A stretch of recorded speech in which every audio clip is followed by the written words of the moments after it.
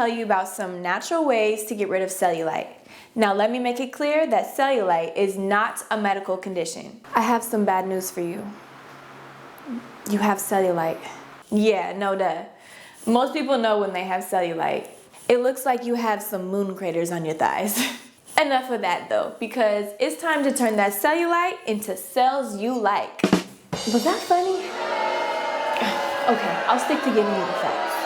Just try out the following tips so you can get rid of cellulite. Tip number 1, drink water. I know I probably sound like a broken record, but I cannot stress the importance of drinking water. When you drink water, HTO will put all kinds of money in your bank, it'll clear your skin of any acne, it'll get you skinny and thin, and you can eat all day, but it won't make you. So get to drinking. Tip number 2, foam rolling. You know those things that people are rolling on in the gym?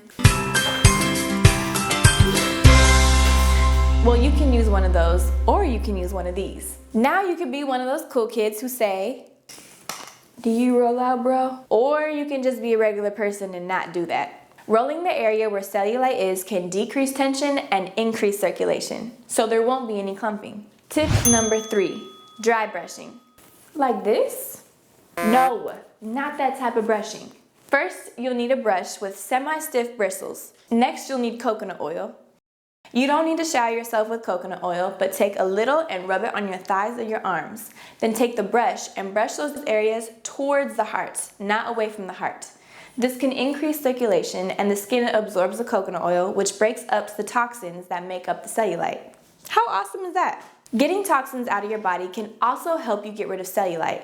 Try to eat healthier, avoid sugary, salty, oily, processed foods that, let's be honest, you know aren't good for you. Thanks for watching this episode. I'm Lauren, and I'll see you next time.